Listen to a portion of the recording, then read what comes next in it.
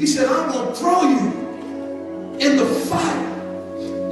So the God took him, the fire behind that podium. He took him, they got to go in first. He took him to the fire, there you go. They warmed the fire up so hot that they went in, but the guard got burned up. The fire was so hot that they went in the fire, but they were not consumed. And then they said 3 went in, but they saw somebody else standing with them, looking like a son of man. They went in the fire by themselves, but God stepped in the fire, said, I'll never leave you, neither will I forsake you, but I'll be with you always. So they went in the fire, but God stepped in the fire with them. But God didn't even go in by himself. He took grace and mercy, and grace and mercy surrounded him. And I was thinking, maybe the devil forgot that Brother Moses had an encounter with fire. That he walked upon a burning bush that was burning, but it was not consumed. And he talked to the bush, and the bush represented him, because there was a fire in Moses that could not consume him. And I was thinking, maybe he forgot what Brother Jeremiah said, that it's like fire, come on, that's the shut up in my bones. Jeremiah said it's like fire. Shut up.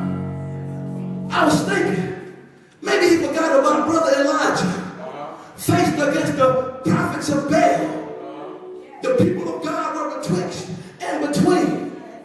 And he said, well, the God that answers by fire will be the real God. The prophets started calling on their God. Their God couldn't answer. He said, maybe your God is asleep.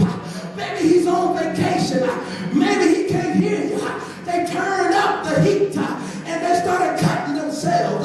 But their God didn't answer. So Elijah stood out on nothing.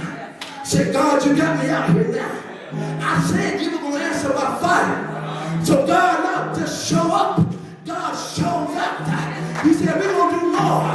Put water on the sacrifice. Put water on the wood. Put water on the altar.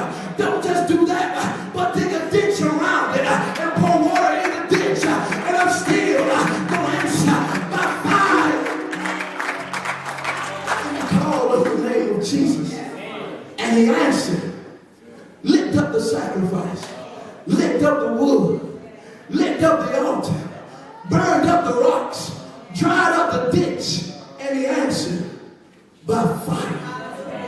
When you throw a believer into the fire, God says he will purify you through the fire.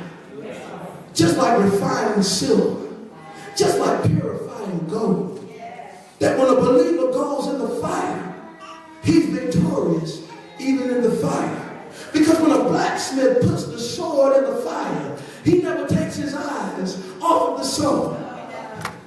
It gets hot in there for the sword. And so much until the qualities of the sword changes because of the heat of the fire. Good God. But God never takes his eyes off the sword. So when you go in the fire, it may get hot for you. It may be heated for you. Things may change, but God has still got his eyes. And he'll pull you out and give you surpassing victory. Thank you, brothers. He'll give you surpassing